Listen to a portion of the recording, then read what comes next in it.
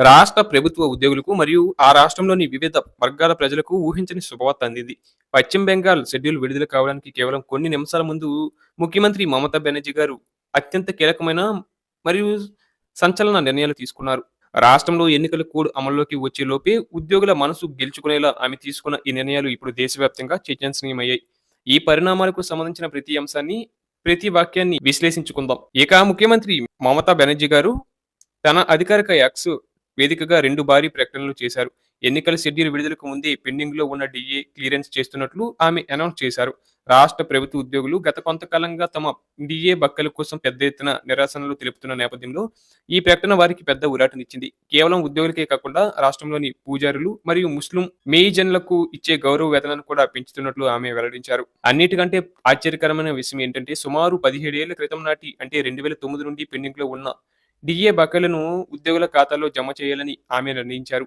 పశ్చిమ బెంగాల్ ఆర్థిక శాఖ జారీ చేసిన అధికారిక నోటిఫికేషన్ ప్రకారం ఉద్యోగులు మార్చి 2026 నుండి తమ revision of pay and allowance కి సంబంధించిన డీఏ బకాయిలను నేరుగా తమ బ్యాంకు ఖాతాల్లో అందుకోబోతున్నారు. ఎంతకాలంగా పెండింగ్‌లో ఉన్న పాత బకాయిలను ఒకేసారి విడుదల చేయడం అనేది ఉద్యోగ వర్గాల్లో ఒక పెద్ద సంచలనంగా మారింది. ఈ నిర్ణయం వల్ల లక్షలాది మంది ఉద్యోగ కుటుంబాలకు ఆర్థికంగా భారీ ప్రయోజనం చేకూరుతుంది. మరోవైపు అత్యధిక రంగంలో ఉన్నవారికి కూడా మమతా బెనర్జీ తీపి కబురు అందించారు. హిందూ పురోహితులకు మరియు ముస్లిం మౌజైన్లకు ప్రస్తుతం ఇస్తున్న నెలవారీ గౌరవ వేతనాన్ని మరో ₹500 చొప్పున పెంచుతున్నట్లు ఆమె ప్రకటించారు. ఈ గౌరవ వేతనాల పెంపు పట్ల ఆమె ప్రత్యేకంగా స్పందిస్తూ పురోహితులు మరియు మౌజైన్ల వేతనాలు పెంచే ఆదేశాలు ఇచ్చినందుకు నాకు వ్యక్తిగతంగా చాలా సంతోషంగా ఉందని తన ఆనందాన్ని పంచుకున్నారు. అయితే ఎన్నికల షెడ్యూల్ విడుదలకు కేవలం కొన్ని నిమిషాల ముందు మమతా బెనర్జీ చేసిన ఈ ప్రకటనపై ప్రతిపక్ష బీజేపీ తీవ్ర స్థాయిలో విమర్శలు గుప్పించింది. నిర్ణయాలన్నీ కేవలం ఓట్ల కోసమే చేస్తున్న ఎన్నికల డ్రామా అని వారు అభివర్ణించారు. ఇన్ని సంవత్సరాలుగా లేని ప్రేమ ఎన్నికల ముందు ఎందుకు పుట్టుకొచ్చిందని వారు ప్రశ్నించారు.